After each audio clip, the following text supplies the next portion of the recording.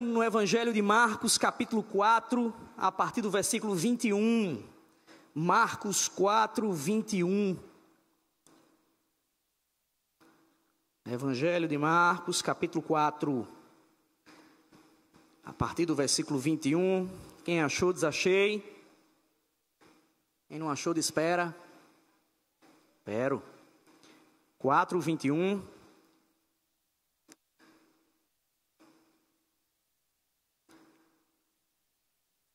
Quatro, 21 ao 25, amém?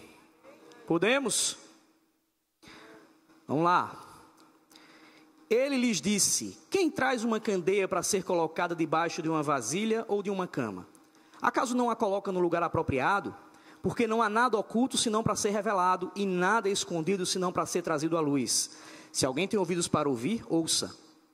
Considerem atentamente o que vocês estão ouvindo, continuou ele. Com a medida com que medirem, vocês serão medidos, e ainda mais lhes acrescentarão.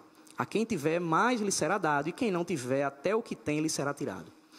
Senhor, eis aqui tua palavra, Pai, te pedimos no nome de Jesus, que o Senhor faça com que as pessoas que aqui estão não me escutem, Senhor, mas que escutem a tua palavra, Senhor. No nome de Jesus te peço que de forma nenhuma eu possa macular a tua mensagem, e que eu possa simplesmente trazer o que a tua palavra diz, Senhor, e que ela possa trazer impacto aos nossos corações, a fim de que tenhamos práticas que agradem ao Senhor, no nome de Jesus, amém. Meus queridos, eu vou colocar como tema aqui, usando a candeia de forma certa. Eu li certa vez um livro sobre missões, que eu não lembro, desde a pregação de mais cedo aqui, que eu preguei, eu esqueci o nome do livro, não lembro nem a pau, mas é um livro muito usado para missões, e que o começo desse livro, ele vai falando sobre uma historinha de uma reunião de Satanás com os demônios. E aí nessa historinha, Satanás pergunta para os demônios, eles fazem uma reunião para bolar estratégias para fragilizar a igreja de Cristo. E como alguém já leu esse livro? Não. Também não, já leu aqui, graças a Deus alguém leu, né? Amém. Eu não lembro, tu lembra o nome? Cartas do Diabo ao Seu Aprendiz? Não, é não, cara.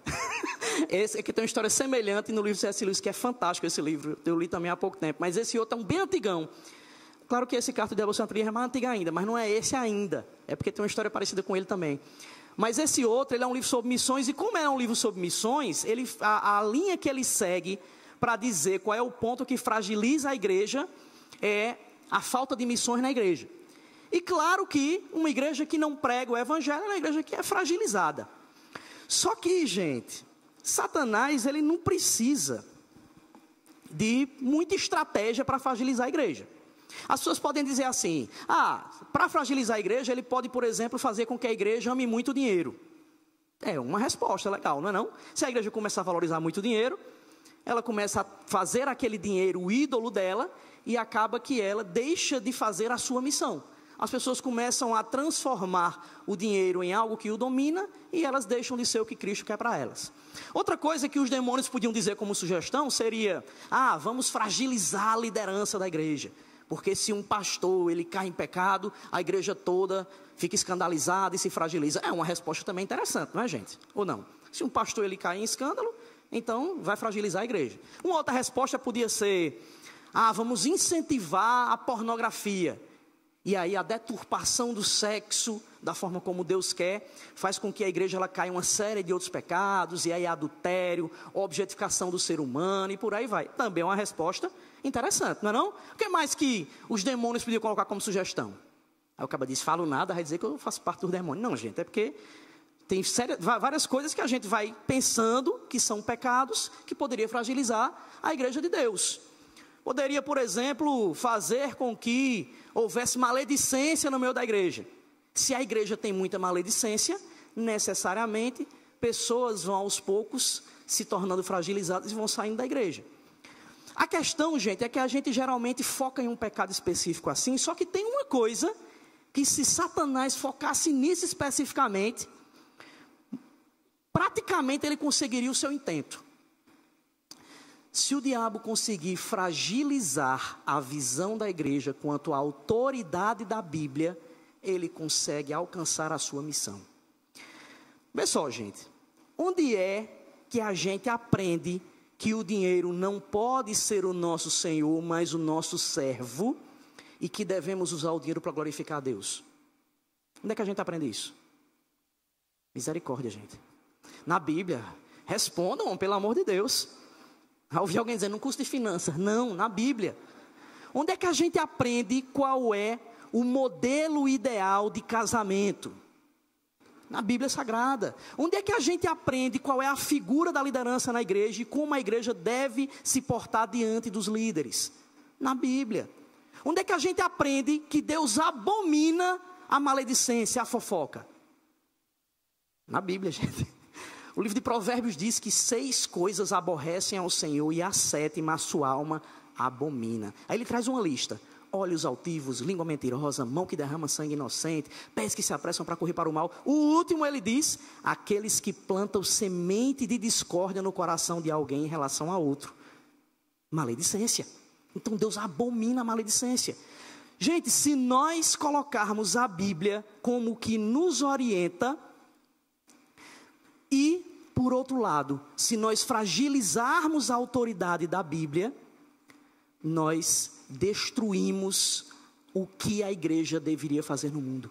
Uma igreja que não tem a visão correta do que é a autoridade da Escritura, é uma igreja que cai em descrédito e é uma igreja que cai em desgraça.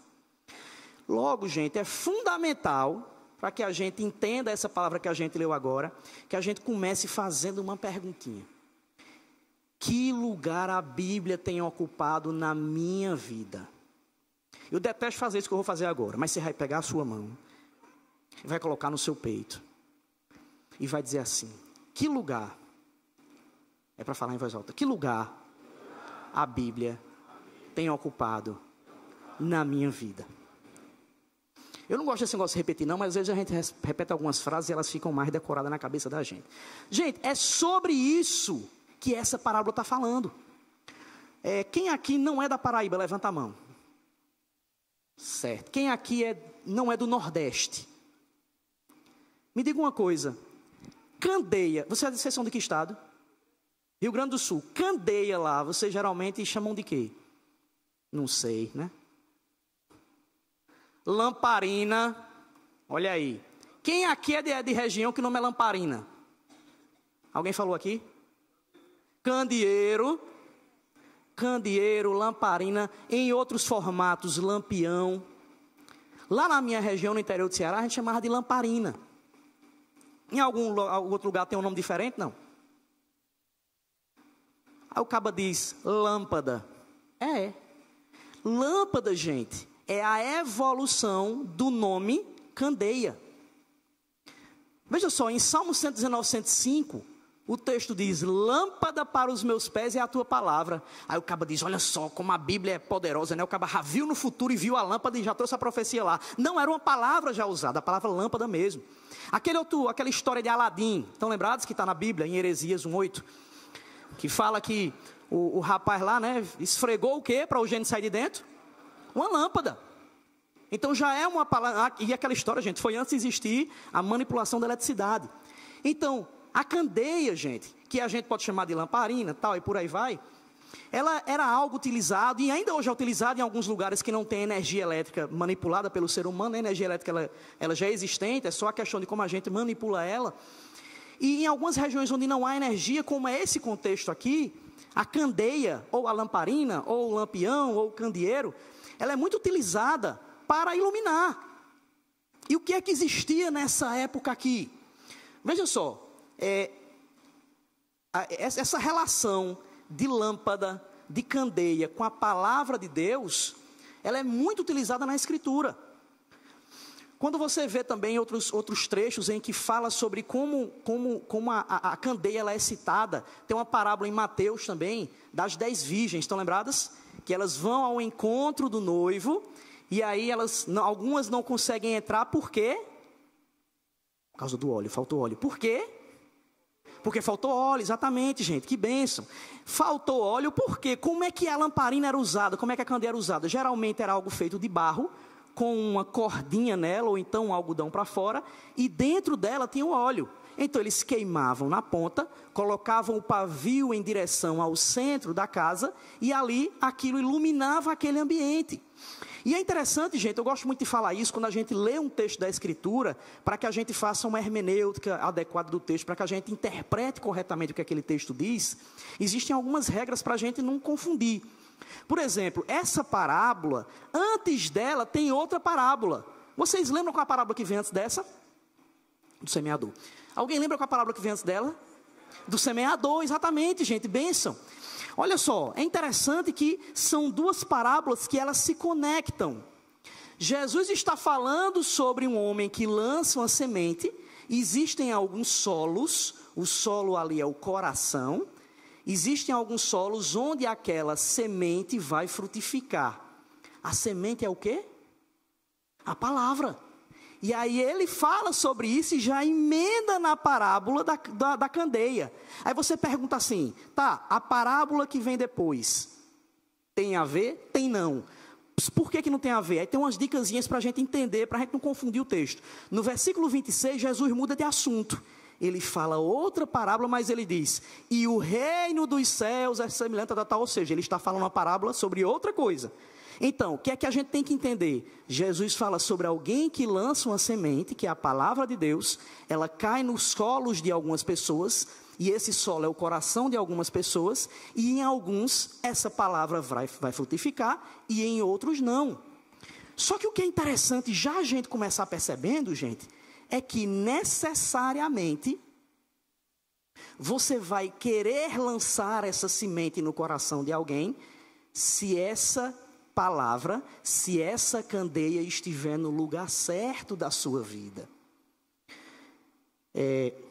Como pastores aqui na Cidade Viva, a gente tem muita preocupação em trazer uma pregação bíblica para as pessoas.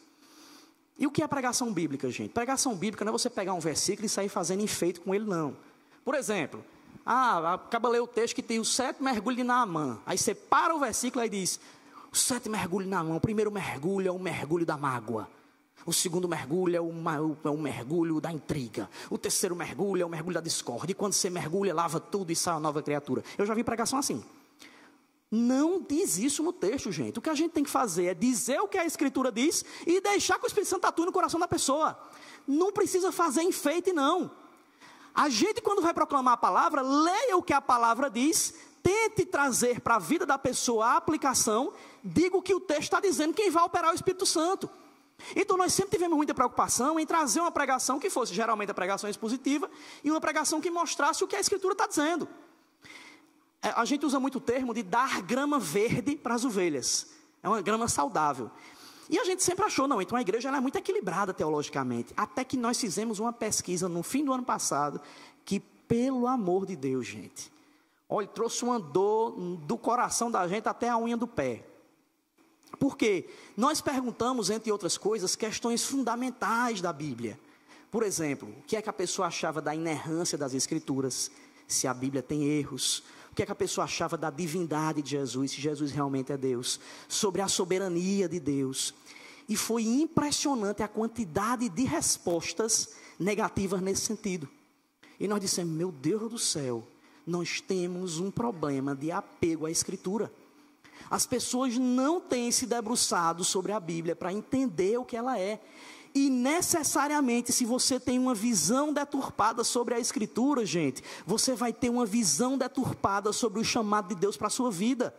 E aí nós começamos a entender por que nossa igreja é tão frágil em evangelismo. Nós somos muito frágeis em evangelismo, gente. A gente ama convidar a gente de outra igreja para ver nosso culto. É ou não é? Não precisa levantar a mão, não. Mas não é verdade?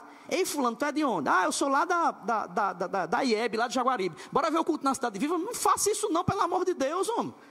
Não arruma um problema com o pastor Tomás Munguba, não, que ele é um homem de Deus. Agora, para levar alguém que não conhece a Cristo a entender o que a Escritura é muito complicado em nossa igreja isso acontecer, gente. Nós somos muito falhos em evangelismo. E o engraçado é porque a gente começa a dar desculpa para isso. Porque eu tenho vergonha. Porque eu tenho medo que a pessoa faça uma pergunta que eu não sei responder. Você está tirando de Deus a soberania na pregação da palavra e colocando sobre a sua limitação. Ou você acha que Deus depende de você para fazer alguém conhecer a Ele? Tu acha? Mas você é muito tampa de crush. Para Deus precisar de você, Deus lá, eita, vai pregar o evangelho para ele. Ah, nem pregou. Ai, que droga, vai ter que ir para o inferno. Chega no inferno, Satanás, oi. Aí diz, estou aqui, fulano pregou para mim. Aí Satanás, eu sabia, rapaz, fulano. Começa os dois a sentar para conversar. Gente, Deus não depende de você. Ele quer lhe dar o privilégio de proclamar a palavra. E nós começamos a ver que há uma fragilidade na teologia. E por haver uma fragilidade no conceito de quem Cristo é, do que a Bíblia é, óbvio que a pessoa vai ter fragilidade na proclamação disso para os outros. Então a primeira coisa que a gente tem que entender é que, para que eu tenha uma vida iluminada pela Escritura, pela candeia, eu preciso primeiro colocar a Bíblia no lugar de maior evidência da minha vida. Primeiro, eu preciso colocar a Bíblia no lugar de maior evidência da minha vida. Aí você diz assim, pastor, então assim, eu preciso colocar a Bíblia em evidência na minha casa, não é? É, meu irmão. Então seria por acaso eu colocar uma estantezinha com a Bíblia aberta no Salmo 91? Não, no Salmo 23, porque é um salmo mais fácil. É isso, gente? Mas não tem gente que pensa assim, né? Você bota a Bíblia aberta lá. Quando eu era menor, não. Quando eu era mais novo, não é que eu não era menor que isso.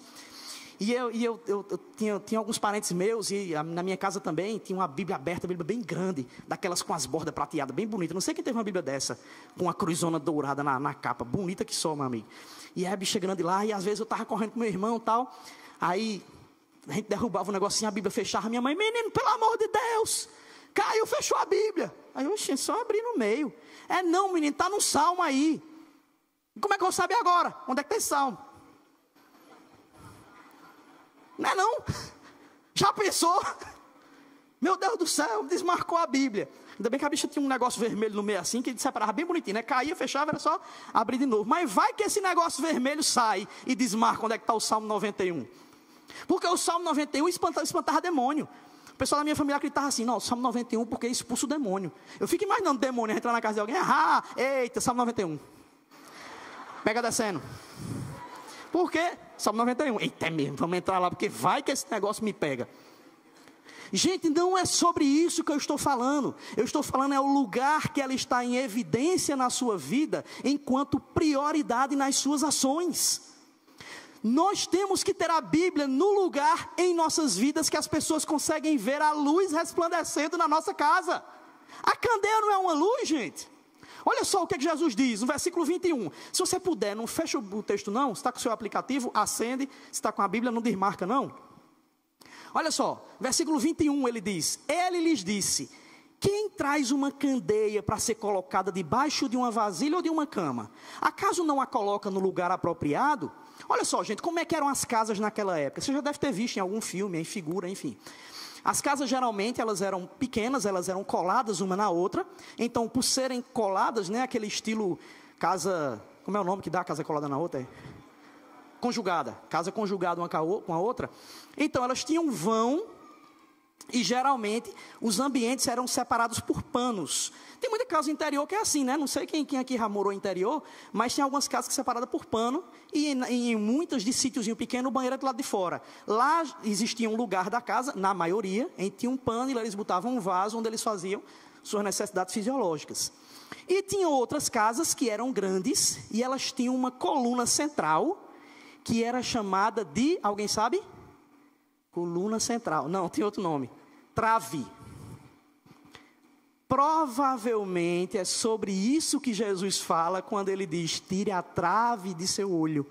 Segundo alguns teólogos, ele está falando sobre essa coluna, que era a parte mais visível da casa, porque como ela era algo muito evidente, ele diz, isso é tão evidente na tua vida e tu está vendo dos outros.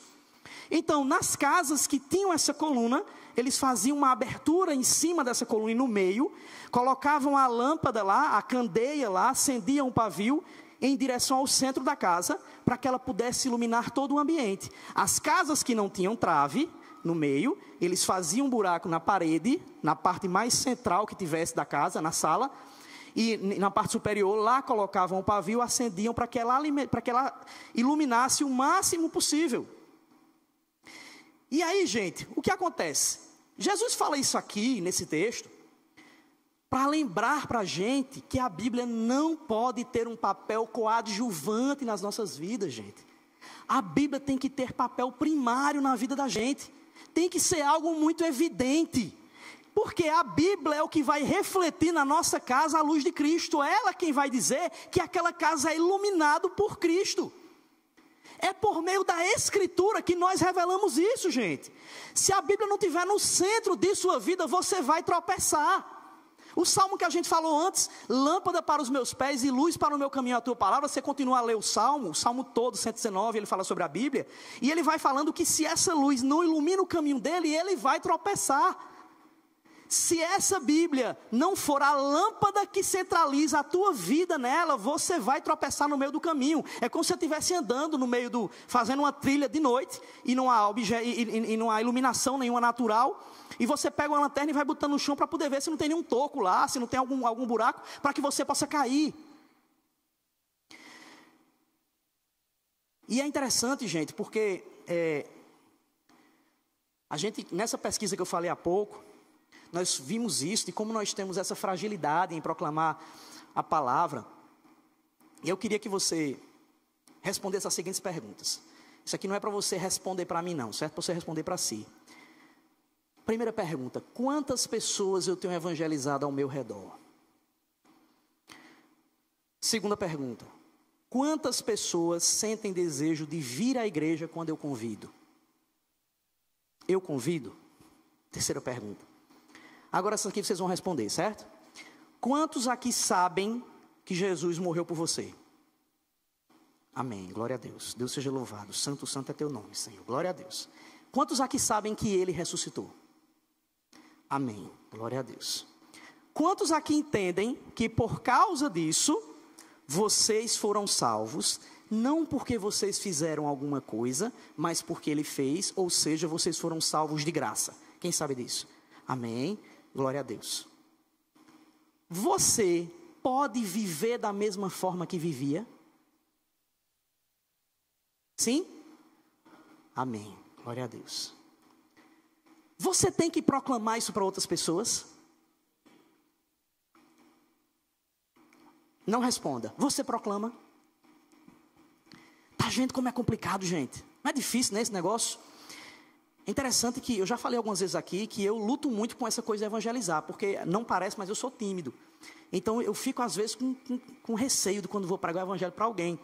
Então às vezes eu chego, por exemplo, numa fila de um banco, tem 3 pessoas na minha frente, aí eu, Senhor, preciso evangelizar, como é que eu faço? Meu Deus do céu, que estratégia eu vou bolar? E agora, Jesus? Acabou a fila, a mulher está lá me chamando no caixa, eu vou embora e não vou evangelizar ninguém. Aí às vezes fica pensando demais. Por quê? Porque a gente coloca a proclamação sob a nossa dependência. Mas a nossa dependência é no Senhor, gente.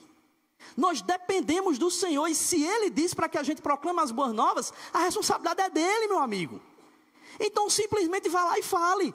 O que é que vão pensar de mim? Eu estou nem aí porque vão pensar de você, meu amigo, você foi salvo. O que é que interessa mais a você? É o que os homens pensam ou o que o soberano pensa a seu respeito? Mas isso, gente, vem a partir de uma noção fragilizada do que as Escrituras é em nossas vidas. Do que as Escrituras são em nossas vidas. Gente, a Bíblia não é um livro qualquer. Ele não é só uma ferramenta na sua vida, não é só um acessório, não, gente. Isso aí que você tem na sua mão ou no seu aplicativo de celular, ele é o centro da fé cristã. Isso aqui não é o objeto que eu estou falando, não. Porque muita gente idolatra o papel. Muita gente idolatra o papel. Não é o papel que é a palavra de Deus, é o que está nele. A mesma palavra que está nesse papel está no aplicativo que você tem no celular. Agora, tem uma diferença. Se você, por exemplo, usa esse papel debaixo do seu braço e vai para a igreja com uma Bíblia desse tamanho, a Bíblia de Genebra, que eu estudo de Genebra, desse tamanho aqui, e não vive o que tem nela,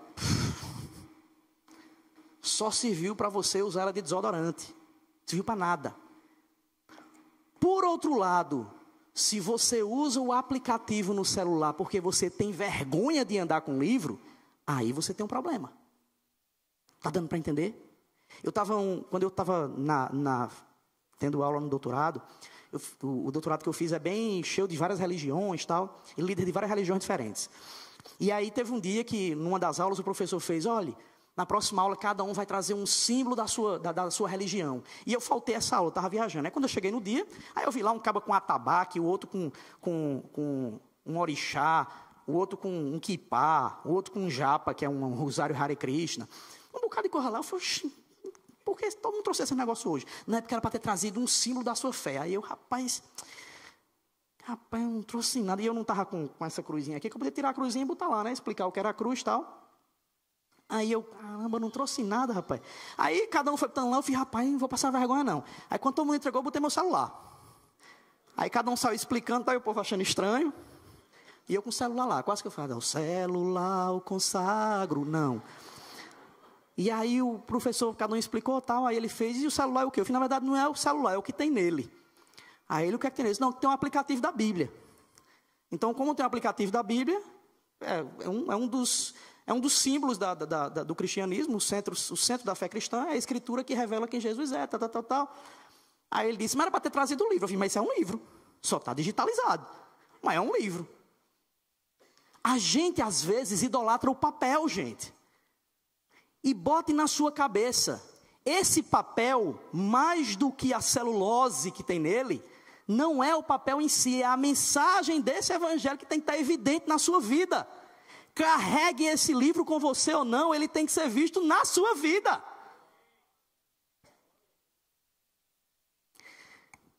E aí, gente, a pessoa pergunta assim, mas peraí, é tão central assim, gente, ter a Bíblia como centro da sua vida é mais importante do que a oração. Misericórdia, pastor herege. Queima Jeová. Ter a Bíblia como centro da sua vida é mais importante do que ajudar ao próximo. Sabe por quê, gente? Onde é que você aprende que deve ajudar o próximo? Onde é que você aprende como orar? Oxe, não tem que saber como orar, não. É só fechar os olhos e falar com Deus. Se fosse de bolo assim, quando os apóstolos chegassem e dissessem, Jesus, como é que eu devo orar? Ele dizia, de qualquer jeito, senta aí, ora aí. Oxe, que besteira. Jesus ia falar isso. Mas ele ensinou como orar. Mateus capítulo 6, vai ler que lá diz, então Jesus ensinou a oração do Pai Nosso. A oração do Pai Nosso é o modelo de oração que eu tenho que ter. Como assim? Ela é um referencial. Você começa, na sua oração, você tem que exaltar a Deus, você tem que mostrar dependência a Ele, você tem que pedir para que a vontade dEle, que já é feita no céu, seja feita aqui na terra, você tem que pedir para que Ele seja rei sobre a sua vida. Vá ver os pontos. Então, não é de bolo não, gente. Jesus não é de bolo não, Deus não é de bolo não. De bolo você sabe o que é, não? Quem é de outro estado aí, é de qualquer jeito. Então, gente, na Escritura é que há a revelação de como nós devemos viver. A nossa vida deve ser uma vida bíblica, gente. O seu casamento tem que ser um casamento bíblico. A sua criação de filhos tem que ser uma criação de filho bíblico. A sua relação com os seus pais tem que ser uma relação com os pais bíblica. Você tem que ser um pagador de impostos bíblico. Você tem que ser um funcionário bíblico ou um patrão bíblico. Está pensando que é moleza, meu amigo? Tu tem que ser um vizinho bíblico. Como seria um vizinho bíblico? Já sei, é ligando o rádio em toda altura em Shirley Carvalhais para os vizinhos ouvir. Não faça isso, por favor. Nada contra Shirley Carvalhais, é porque é um dos nomes que eu mais lembro assim às vezes. Você tem que ser alguém que as pessoas olham e veem um referencial de vida bíblica, gente. Está dando para entender ou está difícil? Olha só. Primeira coisa que a gente viu foi o quê? Eu tenho que colocar a Escritura em lugar de evidência. Em lugar de evidência, amém. Eu tenho que botar a Bíblia em lugar de destaque na minha vida, gente. Segunda coisa, eu preciso ouvir o que a Escritura tem a me dizer. Eu não tenho que deixar só a Bíblia em minha vida se eu não estou preparado para ouvir o que ela tem a falar para mim. Olha só, o versículo depois, 22 e 23, não fecha aí não. Jesus continua dizendo, porque não há nada oculto senão para ser revelado, e nada é escondido, senão para ser trazido à luz. Se alguém tem ouvidos para ouvir, ouça. Olha só, gente, a gente fala em curso de teologia e tal, e às vezes as pessoas têm um certo preconceito em curso de teologia. Não sei se quem é de outro estado tem isso, mas aqui na Paraíba tem. Lá no Ceará também tem. Em outros estados também tem, enfim. Mas assim, geralmente o povo quando começa a estudar demais teologia, aí ficando arrogante, aí ficando achando que sabe demais de Deus, tal. Nos Estados Unidos, quem faz doutorado em teologia, fica doutor em divindade. Olha só, o cara tá falando sobre Deus aí, espera aí, dá licença que eu sou doutor em Deus. Oi? Doutor em Deus? Como assim? A gente tem que entender, gente, que a teologia ela é uma ferramenta utilizada para conhecer mais sobre a Escritura, e não para dizer que você sabe mais sobre Deus, tem nada a ver uma coisa com a outra. Eu estava uma vez conversando com um amigo sobre isso, e ele deu um exemplo que eu achei massa. O bicho é da área de biologia. Aí ele estava falando sobre a pessoa que estuda formiga. Quem estuda formiga é o quê? Formigólogo. Alguém sabe o que é quem estuda formiga? Então é formigólogo. Vamos aqui instituir quem estuda formiga é formigólogo, certo? O formigólogo pega uma caixa de vidro, enche de areia e bota um bocado de formiga dentro, né? Não sei quem já viu aqui, é um negócio massa. Você vê o caminhozinho que ela faz, ela pega a folhinha, bota lá, tal. Você está olhando de cima, a formiga não sabe que o formigólogo está lá. Por quê? Porque ela é muito grande para a sua presença. Ela não consegue entender quem é aquilo, ela não tem conhecimento sobre ele. Só que se o formigólogo bota o dedo lá, no meio do caminho, as formigas começam a ter contato com ele. Não é verdade? Aí, de repente, ela está passando aqui com a folha aí. Oxê, o que é isso aqui? Ô, Esmiliguito, tu conhece esse negócio aqui? Aí faz, rapaz, sei não, bora ver? Bora, solta a folha aí, vai que é doce. Aí vai lá, começa a ter contato, morde um pedaço do dedo, aí, rapaz, negócio estranho, né? Isso aqui. Aí se mexe, eita, pau, o negócio é vivo. Bora, deixa pra lá. O contato que a formiga tem com o formigólogo vai ser com o seu dedo. Então, a revelação que ela vai ter sobre ele está dependendo do contato que ele quis fazer com elas. A diferença é que na teologia as formigas somos nós. A Bíblia, gente, me perdoem a comparação idiota, mas é o dedo de Deus na nossa história. Deus vem para nós e se revela até onde Ele quer. E Ele diz assim, pronto, eu quero ser revelado até aqui, até onde você precisa. Vamos fazer um paralelo com o que aconteceu na história das Escrituras? Estava Adão e Eva, lá em Gênesis, e eles sabiam que Jesus ia morrer numa cruz? Não. O que eles sabiam é o que Deus disse para ele, que o descendente pisaria na cabeça da serpente. Então, a fé dele estaria baseada nessa revelação inicial. E aí chegam os livros iniciais da Bíblia, Êxodos, Números, Deuteronômio, Levítico e tal. E aí eles começam a ter uma noção de que existem preceitos que devem ser seguidos para que eu conheça mais a Deus. Daqui a pouco eles entendem que para me achegar até Deus tem um negócio de um sangue derramado, de um animal puro. E aí tinha um acesso a Deus que alguém faria isso. E aí vem os livros sapienciais, chega Salmos, por exemplo. E aí vem Davi falando sobre a sua relação com Deus. Você começa a entender, opa, peraí. Então esse Messias que vem é uma figura monárquica, ele é um rei. Aí aquele povo começa a ter um pouco mais de revelação sobre quem Deus é. E ele cobra a eles a partir da revelação que eles têm de Deus. Vai passando um pouco mais, chegam os profetas. E aí os profetas começam a explicar com mais detalhes sobre quem é o Messias. Aí vem Isaías e diz que ele seria um homem de dores, que sabia o que era padecer, que seria transpassado pelos nossos pecados. E ele já começa a entender, opa, peraí, então esse homem não é exatamente um homem como um rei. Ele é um rei de uma forma diferente, porque ele é sofredor. E aí chega o Novo Testamento, João Batista diz, tá chegando, hein? Se arrependa. Chega Jesus e diz, pronto, cheguei. E aí aqueles que estavam na época de Cristo, tendo contato com Ele, começam a ter uma revelação maior sobre o que é o plano da salvação. A partir do momento em que Jesus morre e ressuscita, vêm os livros dos apóstolos e vão explicando as cartas. Olha, a igreja deve se portar assim e assim. Então a revelação de Deus para o que nós precisamos é dada pelas Escrituras Sagradas. Fecha-se o cânon bíblico e agora você tem a revelação de Deus para a sua vida. Para que danado tu quer viver como no Antigo Testamento, meu amigo? O povo tem um negócio de dizer, eu queria demais a presença de Deus como Moisés tinha. A Bíblia diz em Hebreus que o povo do Antigo Testamento só via a sombra. Nós estamos na realidade, gente, o Espírito Santo está em nós. 1 Coríntios 3,16 fala que nós somos morada do Espírito de Deus. Olha que negócio poderoso, meu amigo. Nós somos casa de Deus.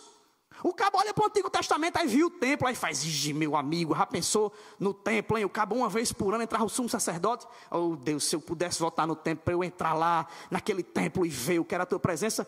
O templo agora é você, meu filho. É o que a Bíblia diz. Ora, não sabeis vós que sois santuário do Deus vivente? Diga aí. Olha só que coisa poderosa, gente. E o que é que eu vou fazer com essa mensagem, sabendo que eu sou santuário do Deus vivente? Isaías 55:9 diz, porque assim como os céus são mais altos que a terra, assim são os meus caminhos mais altos do que os vossos caminhos, e os meus pensamentos mais altos que os vossos pensamentos. Mesmo Deus sendo tão poderoso, Ele se revela a nós, gente. Por isso é que Jesus diz que Deus, Ele não quer ficar escondido na sua vida, Ele quer se revelar. Olha o versículo 22, quando Ele diz que não há nada escondido, que o quê? Que o quê? Que não venha a ser revelado. Ele fala da palavra e já fala que haverá uma revelação por meio dessa palavra. Porque por essa palavra é que Deus se revela a sua vida, gente. É isso que a Escritura diz. A questão é que você tem que escutar o que esse Deus que se revela na palavra fala para a tua vida. Só que Deus não só se revela, gente, pela palavra. Ele revela quem Ele é, mas Ele revela também quem você é. Deus revela as nossas mazelas. Deus revela quais são as nossas quedas. Deus revela quais são as coisas que nos levam a nos afastar da presença dEle. Você quer realmente que Deus se revele para você, amém? E você está disposto a que Deus revele quem você é? É pela palavra que nós começamos a entender, que Deus começa a nos revelar que pecado é pecado, gente. É pela palavra que eu entendo que impureza sexual é pecado. É pela palavra que eu entendo que cobiçar o que é do outro é pecado. É pela palavra que eu entendo que é pecado eu não amar o que está excluído. É pela palavra que eu entendo que insubmissão e rebeldia é pecado, que fofoca é pecado, casamento de aparência é pecado. Deixa a palavra em lugar de evidência na sua vida, escute o que ela tem para você e viva a bênção de Deus na sua casa e na sua vida, meu irmão e minha irmã. 3, a gente já viu que a Bíblia tem que estar em lugar de evidência, amém? Segundo lugar, eu tenho que fazer o quê? Escutar o que ela diz. Tenho que fazer o quê? Escutar o que ela diz. E em terceiro lugar, eu preciso praticar o que esse livro tem a nos dizer. Olha só, versículo 24, pega aí. Ele começa assim, ó. Considerem atentamente o que vocês estão. Gente, é interessante que na nossa versão em português a gente não consegue entender o que é que tem aí. Mas seria como a tradução melhor, seria mais ou menos assim, ó. Veja o que vocês estão ouvindo. Espera aí, ver o que eu estou ouvindo? Como é que eu vejo o que eu estou ouvindo? Não é estranho, mas no original, isso aqui é uma junção de sensações. É a visão junto com a audição. Quando ele diz, considere isso, é como se você, por exemplo, eu não sei se alguém aqui acontece isso, mas acontece muito comigo. Eu estou com o som do carro ligado, estou procurando um endereço. Aí eu chego na rua que eu estou procurando um endereço. Aí eu achei lá, Rua Luzia Simões Bartolini, número 100. Aí eu, eita pau, a rua chegou. Aí eu estou procurando o número aqui. O que é que geralmente a pessoa faz? Baixa o som. Não só sou eu que sou doido, não. Aqui a maioria é, né? Não é isso que acontece, não? Não acontece isso com você, não? Tá com o som alto aqui, procurando endereço, você faz o quê? Baixa o volume. Para quê? Para não perder a concentração. Porque quando você quer ficar atento ao que você vê, você automaticamente vai ficar atento ao que você ouve. Então, o que é que Cristo está querendo dizer?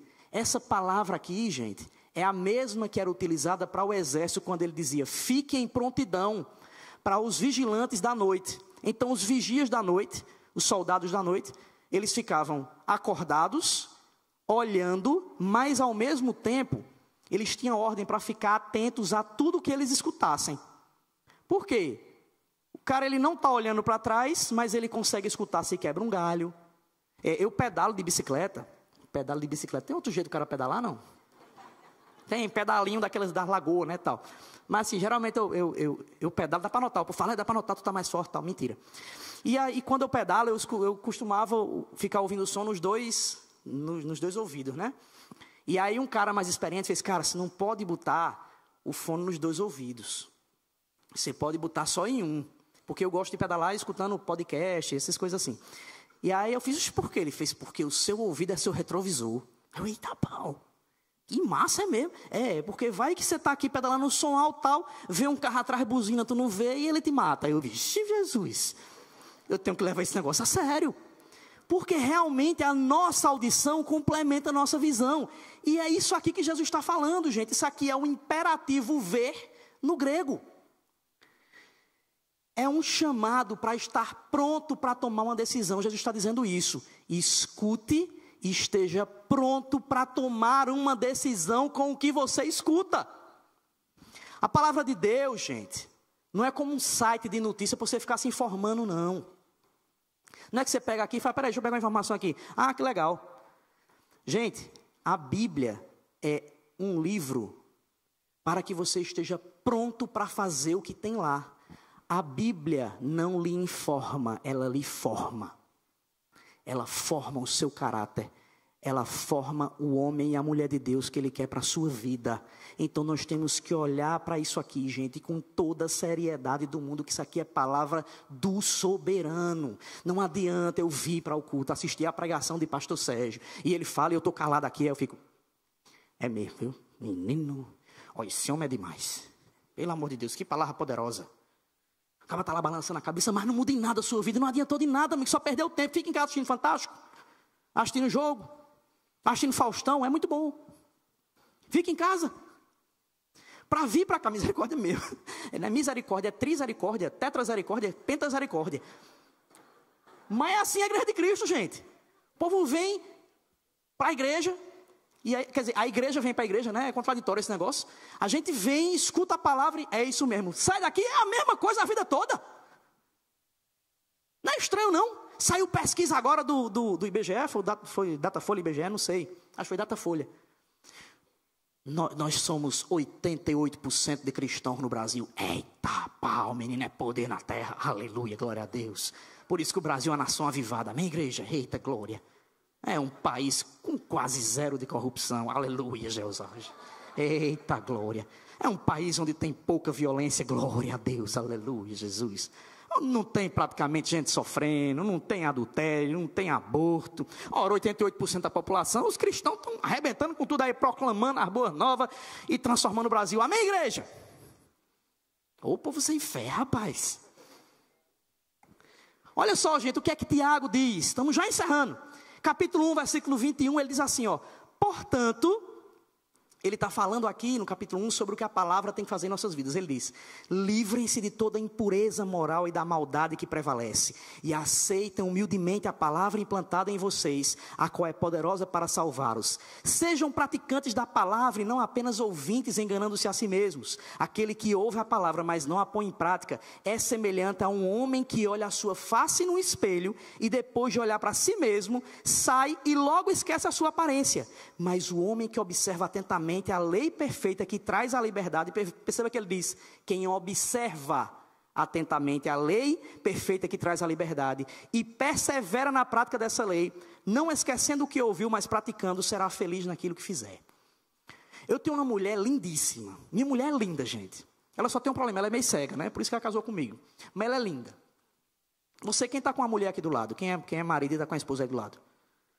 Marido, você vai fazer uma coisa muito constrangedora, mas que é uma bênção. Olhe para sua esposa. Mulher, olhe para o seu marido. Estou vendo aí a mulher com a cabeça baixa. Olhe para o seu marido. Marido, sua mulher é linda. Diga assim: você é linda. Agora olhe para ela e veja algo assim. Diga assim, uma coisa que que você acha maravilhoso nela e diga para ela. Olha que coisa linda, de nada, mulheres. Eles vão dizer, acho que a próxima vez que o pastor Saulo for pregar, eu vou. Né? Autoestima lá em cima, hein, gente? Glória a Deus. A minha mulher é linda também, gente. Só que assim, a sua mulher, agora vem a parte da desgraça, gente. A sua mulher, ela é linda, amém. Mas ela tá arrumada, não é? Fez maquiagem, se arrumou, tal e pá, né? A minha mulher, ela é linda, lindíssima. Mas quando ela acorda, não é aquela coisa tão maravilhosa que ela é no decorrer do dia. Não que ela seja feia. Ela é linda, maravilhosa. Mas quando ela acorda, ela não é tão linda como ela é depois que se arruma. Vocês estão me entendendo? Ela não está aqui, glória a Deus, né? Nem está assistindo, amor, se assistindo, te amo. Mas assim, ela não é exatamente aquela coisa maravilhosa quando acorda. Por quê? Tem a maquiagem, tal e pá, não sei o quê, não sei o quê. Vamos supor que minha esposa acordou. E aí, foi pro banheiro, olhou e fez, preciso me maquiar, tal e pá, né? Aí fez, não, vou fazer o café da manhã antes. Troca de roupa e faz, depois eu me maqueio. Geralmente é assim, minha esposa, ela toma banho, tal, troca de roupa e ela vai se maquiando. Aí tome 3 horas e... Não, mentira, é bem rapidinho. Aí a pessoa faz, não, vou me maquiar agora, eu vou fazer o café da manhã. Aí ela sai do banheiro, vai fazer o café da manhã, aí, eita, deu a hora, ela sai correndo. Se você mora num prédio com elevador, geralmente tem espelho, né? Aí eu entro com ela no espelho e faço, amor, tu tá estranha. Geralmente é assim, né? A gente esquece o que a gente viu há poucos minutos. Quem mora aqui em prédio que tem espelho no elevador? Você vai lá no seu espelho e se olha em casa. Quando tu entra no elevador, tu não vai automaticamente se ver no espelho, não? Comigo é assim. Eu olho para ver como é que eu estou, para ver se eu estou gatinho. Geralmente eu estou, porque eu sou gatinho. Autoestima, hein? Ei, aleluia. Mas o que acontece, gente? Nós costumamos nos esquecer da nossa face. Não é assim? Olha, eu me olho no espelho desde que eu tenho, sei lá, 3 anos de idade. Mas eu vou crescendo não, né? Ficando mais velho e vou esquecendo de como é a minha face toda hora. É assim contigo também? A Bíblia aqui está dizendo, gente, que com o tempo, se nós não aplicarmos a palavra em nossas vidas, nós vamos esquecendo que pecado é pecado. A gente vai olhando as coisas da vida e vai se desapegando dessa palavra e a gente esquece que nós temos algo para ser revelado para as pessoas, que vem de Deus. E as pessoas aos poucos vão olhando para a gente e vendo os defeitos que Cristo era para ter trabalhado em nossa vida, mas que não trabalhou porque nós esquecemos de centralizar a palavra em nossas vidas. Eu tenho 2 meninos, né? E um deles estava desfraldando agora há pouco tempo. É Pedro. E Pedro, gente, é um siri na lata, não é virado. É difícil controlar Pedro. É uma bênção. E Pedro, quando estava desfraldando, a gente dizia, Pedro, quer fazer cocô? Aí ele, não, quer não. Aí, beleza. Dava 20 segundos. Cheira isso. Pedro, ele, oi? Fez cocô? Oi? Como é que a gente sabia que ele tinha quebrado a regra de fazer cocô no vasinho? O cheiro. Sobe o cheiro. Tem gente que, por exemplo, pessoas que moram na rua e que, enfim, não querem ter um tipo de higiene ou não têm condições. Se uma pessoa, de repente, deixa de se assear e ela vai acumulando sujeira, quando ela entra em um ambiente, aquele cheiro vem impregnado nela. Não é verdade? E as pessoas vão olhando para aquilo e percebem. Se a gente não tem a palavra evidente em nossa vida, aos poucos nós vamos nos impregnando da podridão desse mundo aí fora, gente. O cristão, quando ele entra qualquer pessoa, quando entra num lugar que é mal cheiroso, ele se sente mal. Eita, que catinga, menino. Só que se ele começa a conviver naquele meio, dia após dia, sem que haja uma mudança, daqui a pouco ele vai se adaptando àquilo. Ele vai se acostumando. Por isso que Paulo diz em Romanos que nós não devemos tomar a forma desse mundo. Não vos conformeis, tomar a forma desse mundo. Nós se vivermos a Escritura em nossa vida, o nosso cheiro é outro. Você vai entrar nos ambientes e as pessoas vão, conforme forem convivendo contigo, vão dizer: rapaz, essa pessoa é diferente. Tem algo nessa pessoa, uma paz que o mundo não dá. Essa pessoa tem algo diferente na vida dela que me atrai a Cristo. Mas Jesus continua. Olha só, versículo 24. Vamos finalizar, a banda pode subir, viu? A partir da parte B. Olha só, vamos do começo, ele diz: considerem atentamente o que vocês estão ouvindo. E aí ele continua: com a medida com que medirem, vocês serão, e ainda mais lhes acrescentarão. A quem tiver, mais lhe será dado. De quem não tiver, o que tem, lhe será tirado. É interessante que ele usa um termo aqui, gente, que é o mesmo termo usado, por exemplo, em Mateus 7,2, quando ele fala sobre não julgar o outro. O sentido aqui, gente, é bem semelhante. Sabe por quê? Porque Jesus está falando sobre você. À medida em que você observa a Escritura na sua vida e a pratica, é a medida com que Deus vai agir na sua vida. Pode ver que a relação está com o versículo anterior. A relação é direto, gente. Entenda, então quer dizer que se eu aplico a palavra eu não vou sofrer, como fala a teologia da prosperidade? Não, de jeito nenhum. Hebreus 12 diz que quando aqueles que servem ao Senhor, eles passam por alguns tipos de sofrimento, ou por consequência de pecado, ou também porque Deus quer trabalhar questões na sua vida. Até o sofrimento de alguém que serve a Deus, ele vem com um propósito abençoador.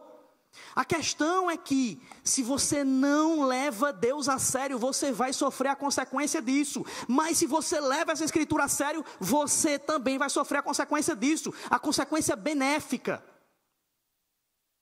Se você mede o rigor que está nessa palavra aqui, levando isso a sério, na mesma medida Deus vai te abençoar, gente.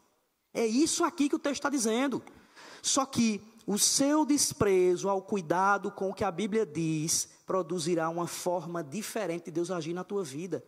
Isso é lógico, gente. Deus não é moleque, não. Deus é soberano, meu amigo. Não brinque com Deus. Marido, respeite sua mulher. Mulher, seja submissa ao seu marido. Filhos, obedeçam aos seus pais. Pais, não provoquei seus filhos a ira. Empregado, respeite seu patrão. Patrão, respeite o empregado. Nós temos que ter uma vida que reverbera o que é a Bíblia em nossas vidas, gente.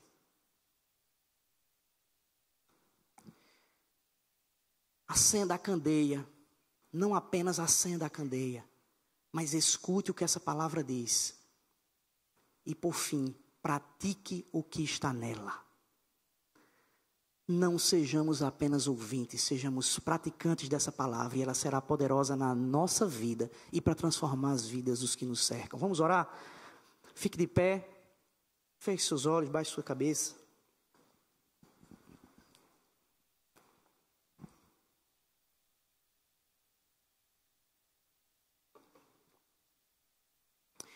Senhor, nós queremos te exaltar, Pai, porque nós não somos merecedores dessa palavra, Senhor. Muito obrigado, Pai, porque em meio aos nossos pecados, Senhor, coube ao Senhor somente por Tua graça, Pai, nos abençoar com essa palavra transformadora, Deus. Muito obrigado, Deus, porque nós não precisamos de nenhuma firula, Senhor, de nenhum enfeite, Senhor. Essa é a Tua palavra, Deus. Que poder é esse, Senhor? Que maravilha é essa que há nessa palavra, Senhor? Esse não é um livro qualquer, Senhor. Isso não é simplesmente um livro de consulta, Senhor. Isso é um livro de transformação. Deus, nós te pedimos uma igreja, Senhor, que vive essa palavra, Senhor, que é transformada por ela, Senhor, e que proclama ela para outros, Senhor. Deus, nos dá força, Senhor. Eu te peço essa noite, Pai, por aqueles também que têm vivido até aqui, Pai, de forma afastada do Senhor, Pai. A Tua palavra diz, Deus, que se nós nos curvarmos diante de Ti, quebrantarmos o nosso coração, o Senhor lança fora, Senhor, os nossos pecados, Senhor. Deus, muito obrigado, Senhor, porque temos a Tua graça e a Tua misericórdia. Então te peço essa noite, Pai, por aqueles que clamam por misericórdia em meio aos seus pecados, Senhor. Deus, que aqueles que querem, Senhor, ter essa palavra como o centro de sua vida, o centro de sua casa, Senhor, te pedimos que de forma muito especial o Senhor atinja esses corações, Pai, a fim de que sejam fortalecidos pelo Senhor, Deus, que possamos provar um relacionamento autêntico contigo, Senhor, para que sejamos frutíferos, Senhor, no relacionamento contigo e com outros, no nome de Jesus, Senhor.